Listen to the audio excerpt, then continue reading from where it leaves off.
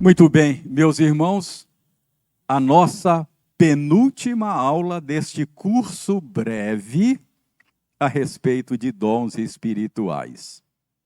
Curso breve, não é?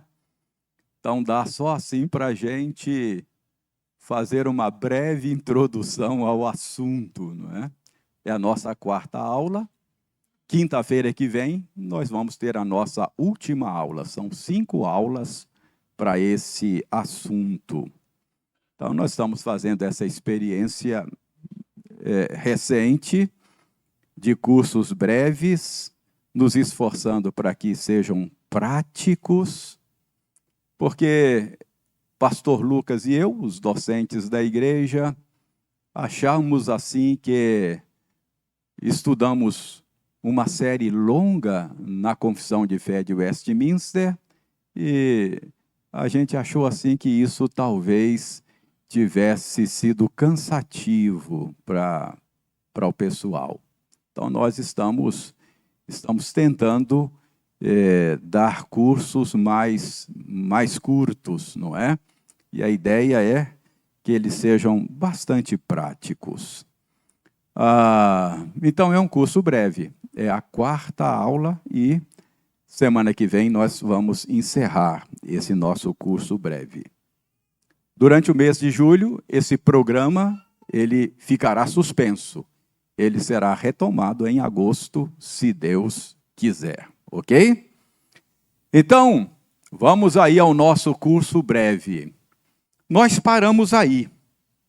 Na última aula, nós vimos que estas são as 5 listas de dons espirituais apresentadas pelo Novo Testamento. E o que foi que nós consideramos a respeito dessas 5 listas, né? Nós vimos uma a uma a semana passada, lemos cada um desses textos, e uma primeira consideração que nós fizemos é que os estudiosos entendem que o fato de estas listas não coincidirem, então existem dons que aparecem numa lista, não aparecem na outra. Então, como essas listas não coincidem, estudiosos têm concluído que estas listas não são exaustivas, não é? São apenas uma amostra.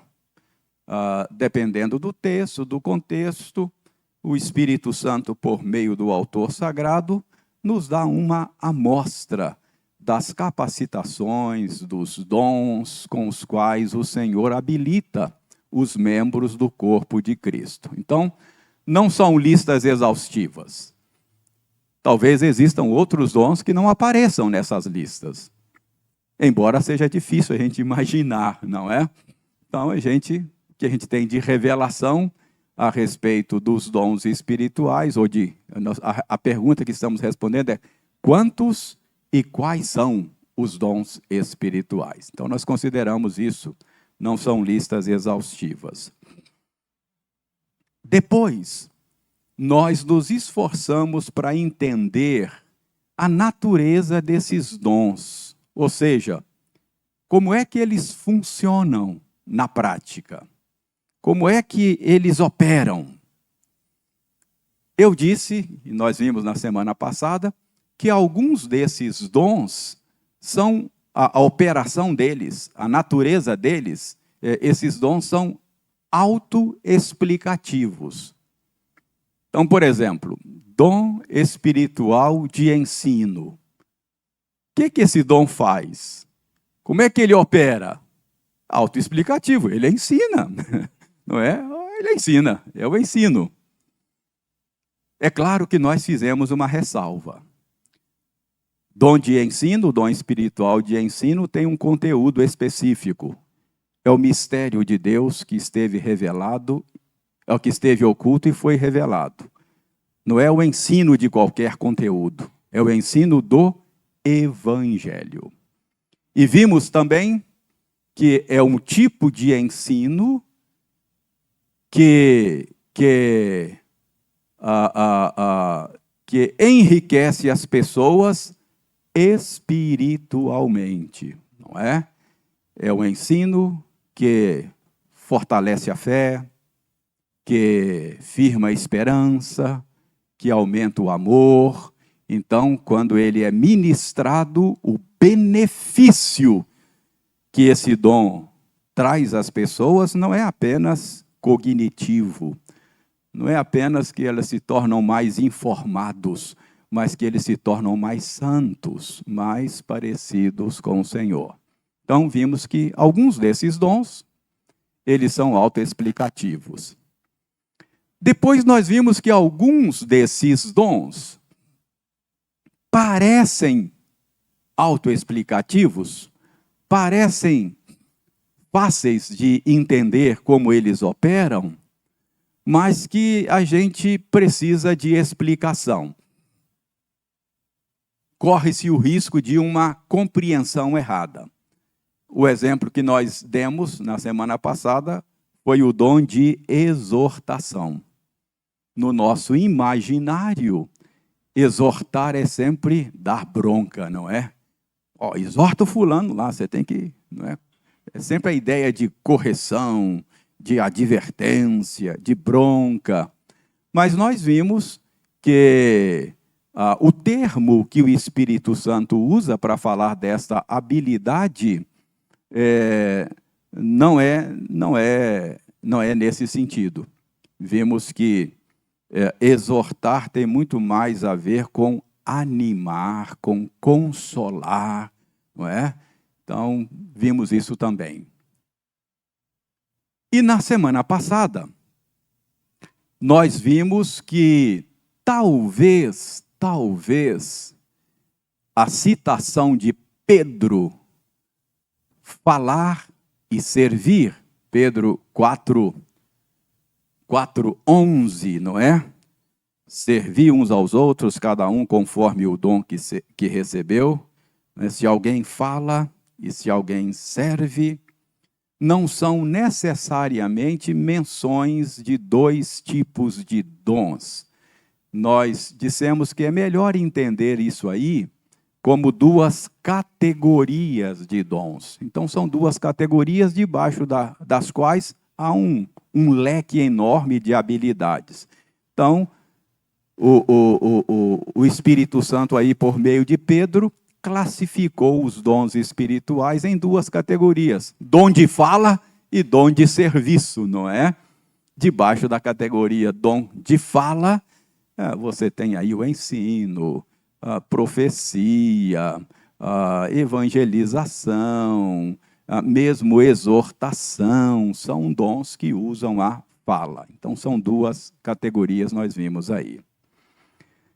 Mas, na semana passada, nós paramos exatamente no ponto em que eu disse que nós temos dons que são autoexplicativos, outros parecem ser autoexplicativos, mas nem tanto, precisam ser explicados, mas nós vimos que temos dons aí que são dons de difícil entendimento da natureza deles. Como é que eles funcionam? E aí eu citei que dons aqui, que é difícil a gente saber a natureza e como eles funcionam, citei como exemplos, em 1 Coríntios 12, palavra de sabedoria e palavra de conhecimento, não é? Então, paramos aí. Que habilidade é essa? Como é que esses dons funcionam na prática? Palavra de sabedoria e palavra de conhecimento. Eu disse que existem certos setores da igreja que sustentam que esse dom, essa habilidade chamada de palavra de conhecimento e palavra de sabedoria, é uma habilidade sobrenatural que Deus dá a membros da igreja, que lhes permite uma compreensão sobrenatural de pecados ocultos na vida dos outros, ou de um problema, ou de uma doença, de forma que essa pessoa é habilitada pelo Espírito Santo, pode discernir, assim, num momento como esse, alguém que está lutando contra um pecado específico, ou que está enfrentando uma enfermidade que ele mesmo não saiba. Então, algumas pessoas acham que é disso que a Bíblia está falando quando fala que Deus habilita pessoas com essa palavra de conhecimento e com essa palavra de sabedoria. Mas, irmãos, eu tendo a achar que não é essa habilidade que está sendo mencionada aí. Há um estudioso que escreveu um livro sobre esse assunto, Thomas Schreiner, acho que é assim que pronuncia o sobrenome dele, é um nome alemão. Eu sou tendente a concordar com a maneira como ele interpreta esse dom, palavra de sabedoria e palavra de conhecimento. De maneira muito simples, muito curta, e eu vou dar os argumentos dele com os quais eu concordo, ele entende que palavra de sabedoria aí e palavra de conhecimento são versões do dom de ensino. É uma maneira diferente de falar do dom de ensino. Quais são os argumentos que ele apresenta? Então, o primeiro argumento que ele apresenta é que o dom de ensino aparece em todas estas listas que estão aí, não é? Esse é o primeiro argumento aí, ó. A presença do dom de ensino em todas as listas. Então, ele entende que isso é uma pista interessante, importante para a gente seguir e entender o que significa palavra de sabedoria e palavra de conhecimento. Então, vejam aí. Em todas as listas aparece dom de ensino. Romanos 12, 6, 8, aparece ensino, lá aí, no terceiro ponto. 1 Coríntios 12, 28, aparece mestres, portanto, dom de ensino. Efésios, aparece pastores e mestres, portanto, dom de ensino está nesta lista. E nas duas categorias, falar e servir, nós podemos considerar dom de ensino na primeira categoria, falar. Então, ele diz o seguinte: dom de ensino, e ele vai mostrar isso depois, é um dom fundamental e muito importante no corpo de Cristo. E Paulo, todas essas listas são de Paulo, só a última que é de Pedro, não é? Então, Paulo, em todas as listas que ele faz, mesmo não sendo exaustiva, mesmo sendo apenas uma amostragem, ele nunca esquece o dom de ensino. O dom de ensino está em todas as listas. Na lista de 1 Coríntios 12, teria Paulo esquecido do dom de ensino? A tese dele é: não. Paulo menciona também o dom de ensino na lista de 1 Coríntios 12. Só que ele menciona desta maneira: palavra de sabedoria e palavra de conhecimento é a versão do dom de ensino nesta lista de 1 Coríntios 12. Então, o argumento dele é: Paulo considera o dom de ensino muito importante. Por quê? Porque mesmo quando ele apresenta listas não exaustivas, apenas uma amostragem, apenas um exemplo, ele sempre inclui dom de ensino. Então é pouco provável que Paulo tenha esquecido o dom de ensino em 1 Coríntios 12. Ele mencionou com essa forma, palavra de sabedoria e palavra de conhecimento. Essa é a tese dele. Mas não é não é o único argumento que ele apresenta. Ele diz: como é que a gente justifica Paulo usar o dom de ensino ou falar do dom de ensino desta maneira? Palavra de sabedoria e palavra de conhecimento. Ele diz: isso é justificado por causa do contexto de 1 Coríntios. Você se lembra do contexto de 1 Coríntios? Abra sua Bíblia em 1 Coríntios.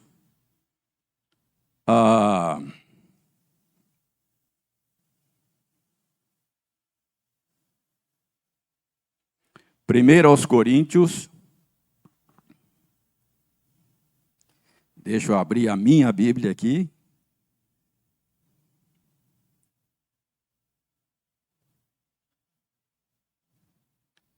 Primeiro aos Coríntios.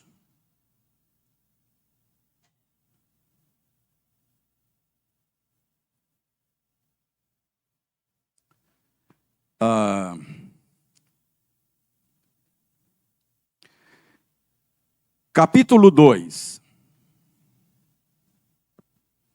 Lembrem do contexto de Corinto, não é? De 1 aos Coríntios. 1 aos Coríntios, Paulo está falando para uma igreja que supervalorizava o saber filosófico, que supervalorizava a habilidade argumentativa, que supervalorizava a retórica, que supervalorizava a oratória. A divisão na igreja de Corinto em torno dos nomes dos líderes, muito provavelmente eram disputas de escolas filosóficas que os crentes de Corinto, de origem grega, trouxeram para dentro da igreja. Então, eles eram apreciadores da sabedoria humana, da filosofia. Eles valorizavam muito isso. Com isso em mente, Paulo escreve a eles. Dê uma olhada aí, verso 4 de 1 aos Coríntios 2. O que diz aí? Alguém leia?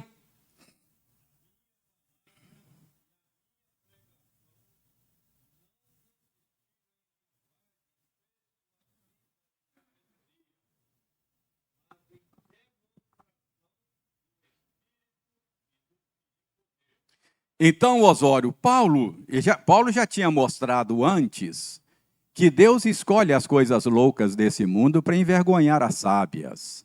Paulo já tinha mostrado que aquilo que os coríntios tanto valorizavam não era o que Deus valorizava. Paulo diz: olha o rol de membros da igreja. Veja aí se tem muita gente culta, tem muitos poderosos. Não tem. A grande maioria daqueles que compõem a igreja em Corinto é gente simples. Então, essas coisas que vocês tanto valorizam, não é o poder de Deus, não é? Não é esse tipo de sabedoria que conta. Então, Paulo está dizendo, vocês se lembram que quando eu fui plantar a igreja aí, a minha pregação não constou desse tipo de sabedoria que vocês tanto valorizam, não é? Mas aí, Paulo diz aí no verso 5, Osório, ele explica por que é que ele não usou uma linguagem rebuscada, por que ele não usou esse tipo de coisas que a igreja de Corinto tanto valorizava. Verso 5 diz: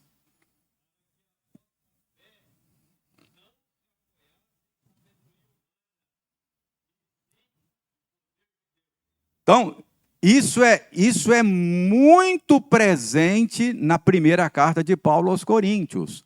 Paulo está o tempo todo mostrando que eles valorizavam a sabedoria humana, mas aprouve a Deus salvar pela loucura do evangelho, não é?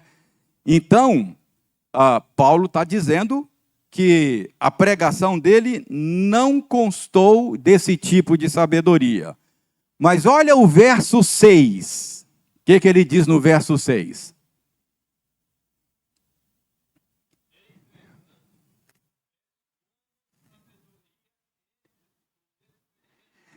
Osório, preste atenção. Paulo diz: entretanto, eu não deixei de levar sabedoria quando eu preguei. Não levei a sabedoria que vocês valorizam, mas eu expus sabedoria para vocês.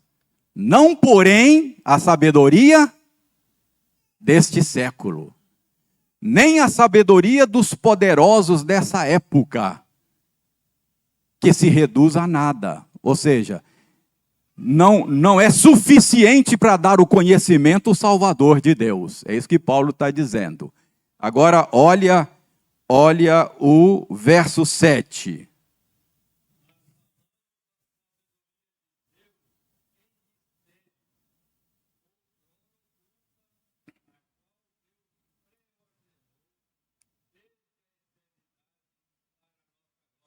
Paulo diz: eu levei a vocês sabedoria, sim. Não essa que vocês valorizam, mas eu levei a vocês a sabedoria de Deus. Outrora oculta. O evangelho é um mistério que Deus deixou oculto durante um tempo, mas agora Deus revelou-nos. Foi essa sabedoria de Deus que eu levei a vocês. É isso que Paulo está dizendo. Olha o verso 8.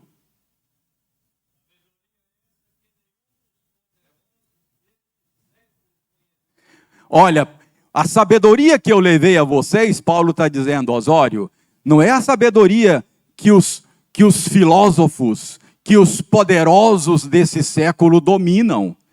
Porque se eles tivessem dominado essa sabedoria, não teriam.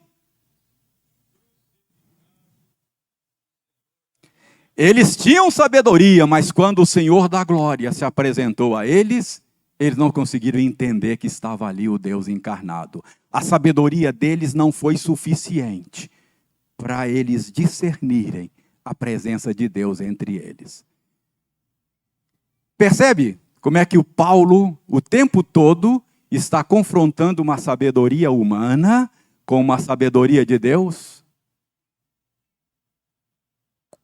Quando chega no capítulo 12 e Paulo vai falar do evangelho, do dom de ensino, ele fala: palavra de sabedoria foi o que eu ensinei para vocês. Palavra de conhecimento e sabedoria foi o meu ensino para vocês. Faz todo sentido a tese desse estudioso de dizer que naquela lista de 1 aos Coríntios 12, palavra de sabedoria é uma versão do dom de ensino. Por que é que Paulo usa esse termo, palavra de sabedoria, para falar do conteúdo que ele ensinou? Porque por causa desse pano de fundo da igreja de Corinto. Então, isso não é meu, eu aprendi com esse estudioso. Lendo o livro dele, eu falei, faz sentido. Acho que esse cara entendeu, teve uma boa compreensão, não é? Então, primeira razão, porque ele acha que palavra de conhecimento e palavra de sabedoria é uma versão do dom de ensino, não é? Presença do dom de ensino nas outras listas. Contexto de 1 aos Coríntios, acabamos de ver. E o uso, ele diz, o uso que Paulo faz de palavra, logos.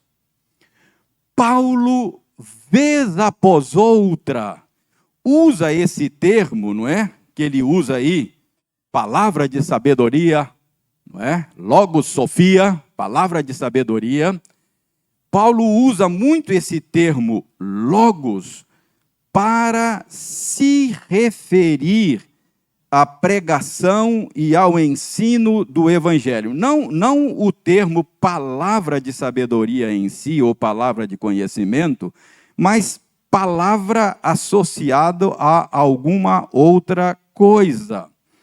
Por exemplo, eu vou citar aqui, depois você pode ver, para a gente ganhar tempo. Romanos 10, 8, Paulo se refere ao Evangelho como palavra da fé. 2 aos Coríntios 6, 7, Colossenses 1, 5, 2 Timóteo 2, 15, Efésios 1, 13, ele se refere ao Evangelho como palavra da verdade. Então, o que é o Evangelho para Paulo? Palavra da fé. Palavra da verdade. 1 aos Tessalonicenses 1, 8, 2 aos Tessalonicenses 3, 1, Paulo se refere ao Evangelho como palavra do Senhor. Filipenses 2,16, ele se refere ao Evangelho como palavra da vida. Então, Paulo tinha o hábito de se referir ao Evangelho como palavra alguma coisa. Palavra da vida, palavra da fé, palavra da verdade, palavra do Senhor. Nessa toada pode dizer palavra de sabedoria, palavra do conhecimento, de conhecimento. Era um jeitão de Paulo falar do conteúdo do Evangelho, não é? Palavra da vida é aquela palavra que leva a vida, palavra que leva a sabedoria, palavra que leva a conhecimento, não é? Conhecimento salvador, que é a outra sabedoria, não? Então, esse autor, ele argumenta desta maneira. Além disso, além de palavra, conhecimento em Paulo está muito ligado à compreensão das verdades do Evangelho, que se encaixa muito bem no papel do dom de ensino. Então, meu ponto é o seguinte: por tudo isso, eu tenho concordado com esse estudioso, sou tendente a achar que palavra de sabedoria e palavra de conhecimento são maneiras de falar do dom de ensino. Ok?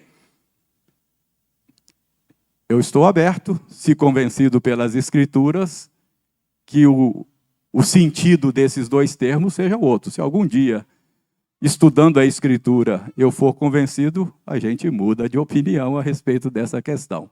Mas eu sou tendente a achar que palavra de conhecimento e palavra de sabedoria não é uma habilidade para descobrir coisas ocultas na vida dos outros, mas é uma maneira de falar do dom de ensino. Palavra de sabedoria e palavra de conhecimento é o Evangelho. Ok? Oi.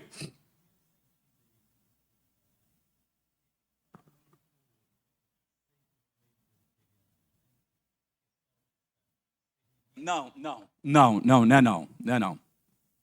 Mas esse é um assunto que divide, viu, Geto? Nós vamos ver agora no nosso próximo passo. Agora nós vamos entrar em aspectos mais controversos, mais polêmicos do nosso assunto, tá? Oi.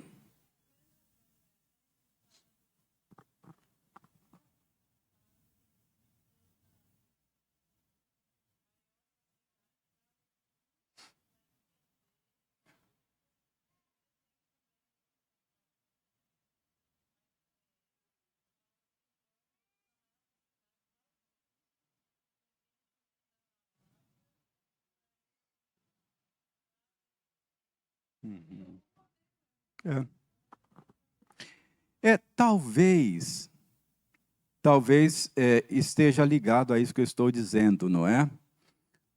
O dom de ensino carrega consigo, não é? Esta facilidade que Deus dá de compreender bem as verdades do Evangelho, elaborar essas coisas e transmitir essas coisas aos outros. Então, parte do dom do ensino é Deus dar à pessoa a graça, isso é graça, é dádiva de uma correta compreensão do conteúdo do Evangelho. Então, eu acho que talvez seja isso, não é? Palavra do conhecimento, ou palavra de conhecimento. Então, eu creio que está relacionado com dom de ensino. Podemos prosseguir? Muito bem.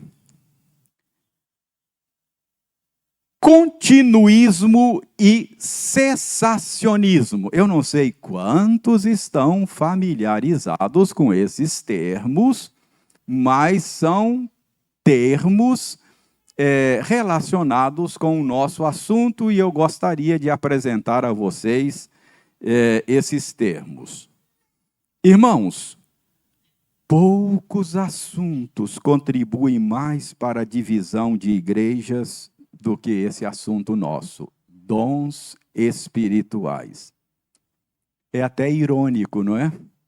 Estou dizendo que é irônico porque os dons foram dados para o benefício da igreja, mas talvez até por causa do nosso pecado, causam malefícios, né? Aquilo que Deus nos deu para ser usado de uma maneira benéfica, tem servido para dividir a igreja. É irônico, mas não é novo, não é? Esse foi o problema que Paulo lidou com ele na primeira carta aos Coríntios. A igreja de Corinto dividia por tudo, né? Por causa dos nomes dos líderes, eu sou de Paulo, eu sou de Apolo, eu sou de Cefas, não é? E também por causa dos dons espirituais, aquela igreja era bastante dividida. E Paulo teve que lidar com essa questão. E um ponto controverso nesse assunto é exatamente esse ponto que vamos começar a ver agora, que é a respeito da continuidade, daí o nome continuismo, ou da cessação de certos dons espirituais. Daí o nome cessacionismo, não é? São duas posições que existem a respeito desse assunto.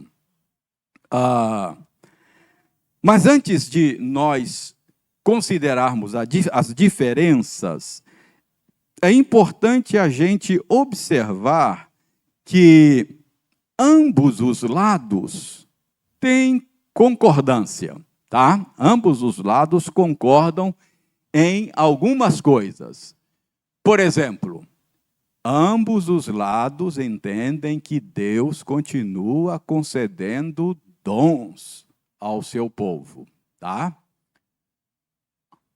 Ambos os lados entendem que Deus continua operando milagres hoje. Ambos os lados concordam que Deus responde às orações do seu povo hoje. Ele continua respondendo às orações do seu povo. Ambos os lados entendem que Deus continua curando pessoas hoje. Ambos os lados entendem que Deus continua guiando a sua igreja hoje. A pergunta é, então, qual é a diferença entre eles, não é? Qual é a diferença? Irmãos, a divergência entre esses dois entendimentos não está em saber se Deus age sobrenaturalmente hoje. Mas, se os dons extraordinários descritos no Novo Testamento permanecem como ministérios normativos na igreja. Então, o que diz o cessacionismo, essa posição? Essa posição diz que certos dons extraordinários tinham uma função específica, temporária, na fundação da igreja e cessaram quando esta fundação foi completada. Daí o nome cessacionismo. O continuismo, essa posição sustenta que todos os dons espirituais, mesmo os dons espirituais espetaculares, fundacionais, concedidos no Novo Testamento, permanecem disponíveis à igreja até que Cristo volte. Então, isso é continuismo e isto é cessacionismo. Alguns dons eram dons fundacionais, dons de sinais, cessaram. Cessacionismo. Outros dizem não, todos os dons, mesmo os fundacionais,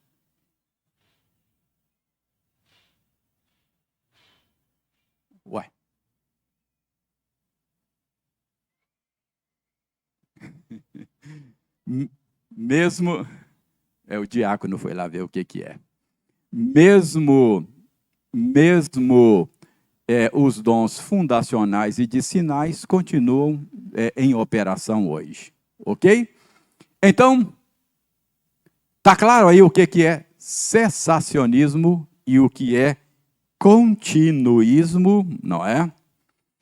Agora vejam bem, a Bíblia não contém uma declaração explícita, inequívoca, nem de continuidade, nem de cessação desses dons extraordinários. Ambos os lados trabalham com inferências teológicas legítimas. Ambos amam ao Senhor, ambos creem na Escritura como palavra de Deus, mas como não há textos bíblicos que dizem de maneira explícita, inequívoca, nenhuma coisa nem outra, ambos os lados chegam a conclusões diferentes. Por isso, a controvérsia entre continuistas e cessacionistas não é decidido com um texto prova, com uma bala de prata, não tem.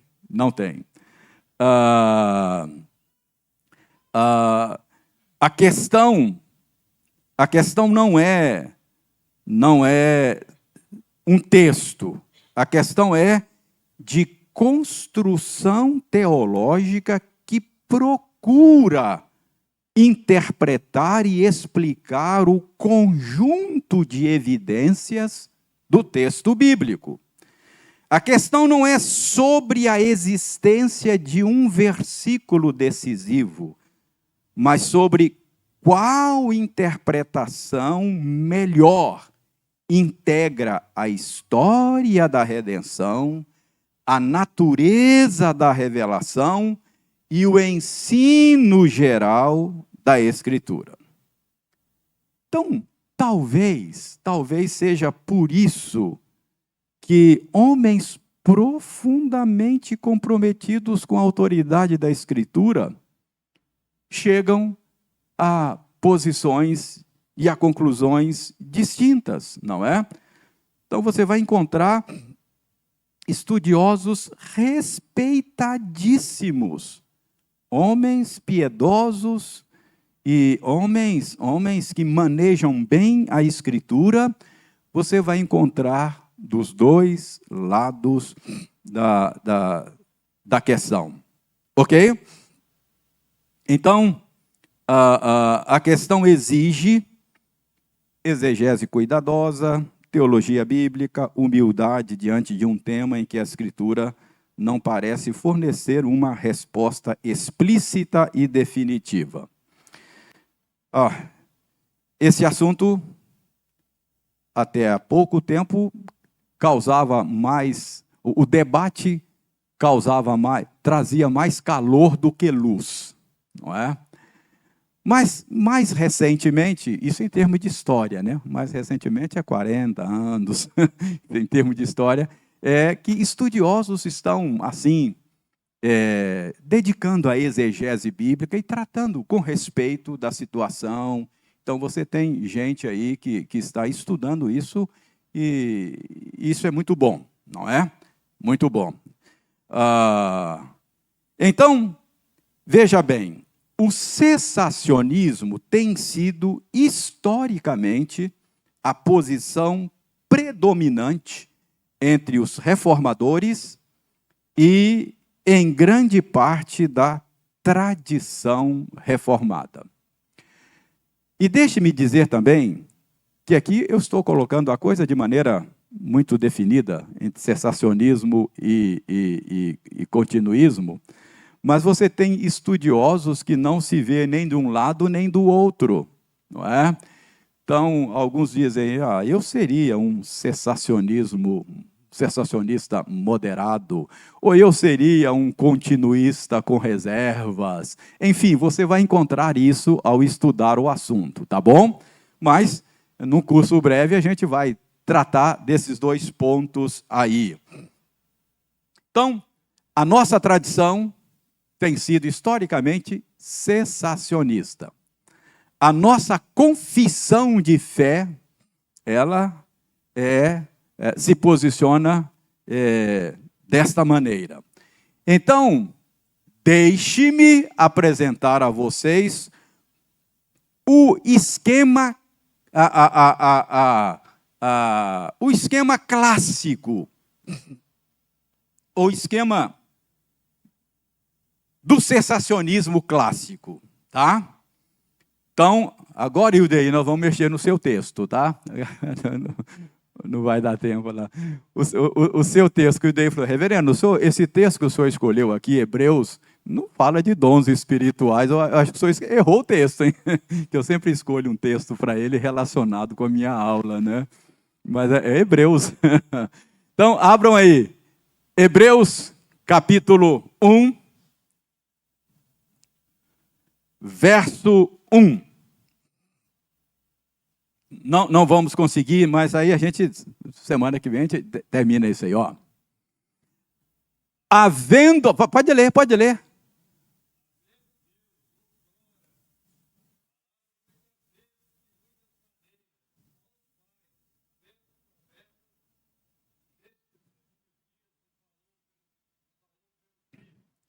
Então, Osório, preste bem atenção.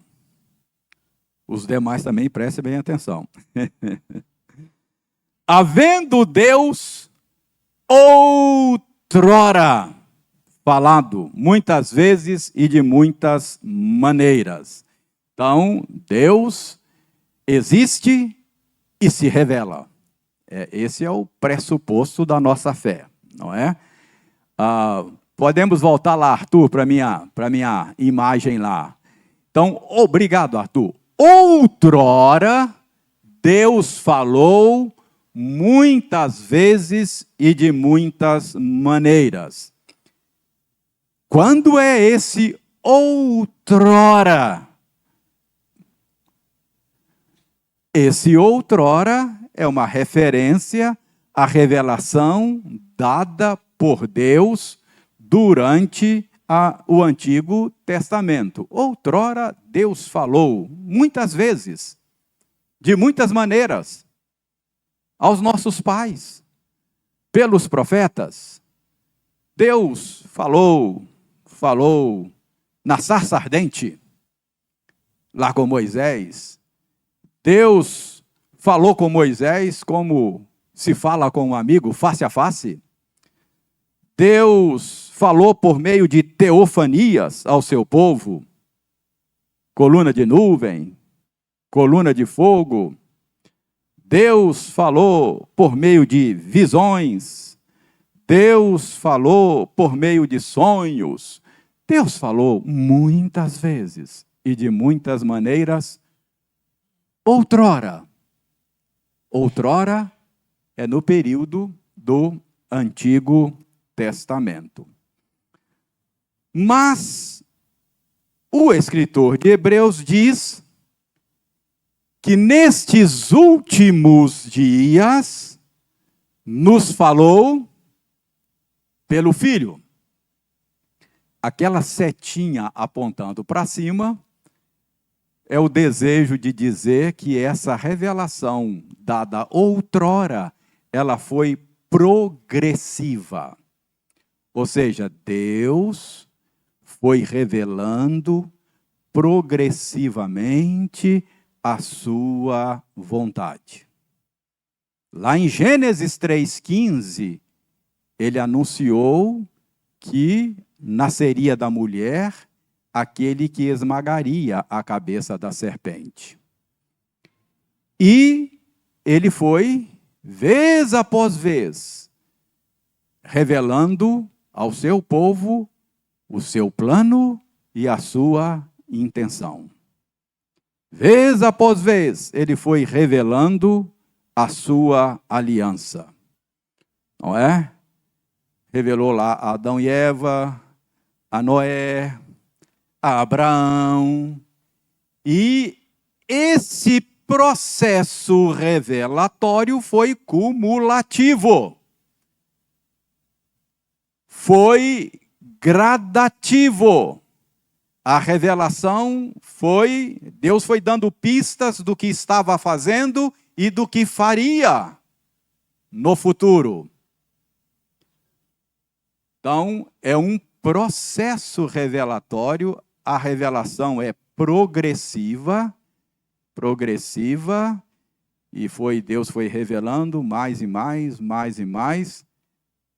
até que, diz o autor de Hebreus, nesses últimos dias nos falou pelo Filho, não é? Então, o entendimento da nossa tradição é que em Jesus, Deus nos deu uma revelação completa e uma revelação suficiente, não é? A revelação alcançou o seu ápice, o seu ponto máximo, culminante na encarnação do Verbo. Ninguém jamais viu a Deus, mas o Filho dele, que se encarnou, é quem o revelou. Filipe disse, mostra-nos o Pai, isso nos basta. Jesus disse, quem vê a mim, vê o Pai. Outrora, ele falou muitas vezes pelos profetas, que diziam, veio a palavra do Senhor ao profeta Jeremias e disse, veio a palavra do Senhor e disse, assim diz o Senhor. Mas agora, ele não mandou recado. Eu, porém, vos digo, é o próprio Senhor que veio e que falou. Então, a revelação completa é suficiente. O texto que o Udeir leu conosco vai nos mostrar. Nós não vamos ler tudo, mas depois você vai ver que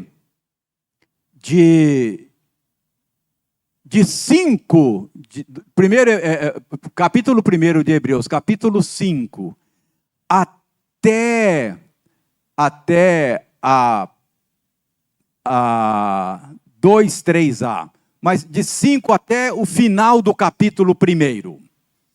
O que o escritor de Hebreus faz aí, de Hebreus 1, 5 até... Deixa eu abrir aqui a minha Bíblia, porque eu estou achando que essa anotação aí não está legal, não. Deixa eu abrir a minha Bíblia aqui. Hebreus, capítulo 1. Então, do 5 até o final do capítulo, ele vai mostrar, não é? Que a revelação trazida por meio do Filho, que é Jesus, é uma revelação maior, completa, suficiente do que até então dada aos pais pelos profetas, pelos anjos, não é? Ele gasta tinta aí para mostrar que Jesus é muito maior do que os anjos. Você percebeu isso na leitura? Não é? A qual anjo ele diz? A qual anjo Deus falou, tu és meu filho, eu hoje te gerei? Ele nunca falou isso a anjo nenhum. Mas ele falou a Jesus, não é? Então ele está mostrando que a revelação que agora chegou com o Filho é uma revelação completa e uma revelação suficiente. Agora veja como é que começa o capítulo 2 de Hebreus. Como é que começa? Preste atenção, Osório. Por esta razão. Que razão? Preste atenção, Osório. Faz uma pausa, por favor. Por esta razão. Que razão? O que ele acabou de dizer. O que ele acabou de dizer? Cristo trouxe uma revelação completa. Ele é maior do que os anjos. Outrora Deus falou muitas vezes, por meio de anjos, por meio de visões, de muitas maneiras, mas nesses últimos dias nos falou pelo Filho. Então, depois de afirmar que Jesus trouxe uma revelação completa e suficiente, ele diz, por isso, por essa razão, o que você tem que fazer agora? Já que você recebeu uma revelação suficiente. Por essa razão, importa o quê?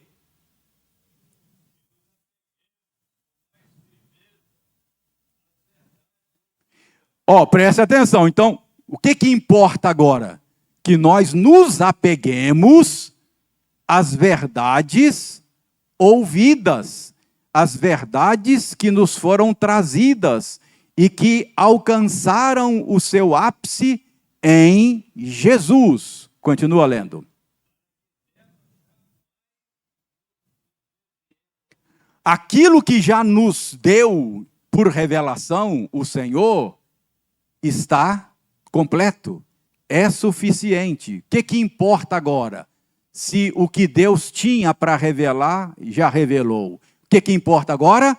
Que nos apeguemos com mais firmeza a essas coisas que Deus nos revelou, para que dela jamais nos desviemos. Continue lendo.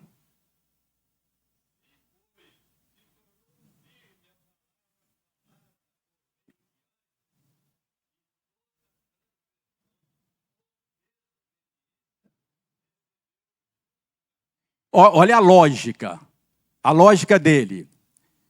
Se quando a revelação não era completa, se quando aquela palavra incompleta ainda, dada por meio de anjos, se aquela revelação, sendo incompleta, já foi base para Deus punir o pecado, como escaparemos nós que recebemos a revelação plena, completa por meio do Filho? Entendeu a lógica? Se outrora, quando Deus falava por meio de anjos, aquela revelação, mesmo ainda não sendo total e plena, já foi base para punição? Não foi isso que Deus fez lá nos dias de Noé com o dilúvio? Eles sabiam menos do que nós em termos de revelação, não sabia? E nós que agora sabemos mais. Como escaparemos se negligenciarmos tão grande salvação. Então,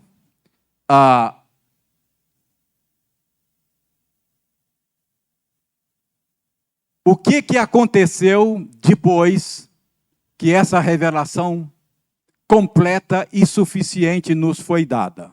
Nós vamos deixar para a semana que vem, que é o período apostólico. O que os apóstolos fizeram? Eles explicaram para nós essa revelação que foi trazida por meio de Jesus. Não é? Os apóstolos destrincharam essa revelação para nós e explicaram a pessoa e a obra de Jesus por nós. Então nós vamos ver que na nossa tradição, esses dons de sinais e esses dons fundamentais, eles cumpriram um papel nesse período que nós estamos chamando aí de período apostólico, ok? Aí nós vamos ver isso depois, aí depois nós vamos ver período pós-apostólico, vamos ver tudo aí, tá bom? Mas tem muita coisa para ver aí. E se tivermos tempo, espero que tenhamos, vamos dar uma palavra sobre, eu sei, você está querendo saber, dom de língua e dom de profecia. Dá uma palavra sobre o nosso entendimento e a gente encerra o nosso curso no domingo. Na quinta-feira que vem. Mas, por enquanto, eu estou lhe dando uma estrutura. Por que nós achamos, ou a nossa tradição acha, que esses dons fundacionais, dons de sinais cessaram? Tem a ver com essa estrutura aí. Entendeu? Mas a gente vai ver isso, não falte na semana que vem, porque senão você vai ficar com prejuízo. Você não viu? Só viu um pedacinho aí.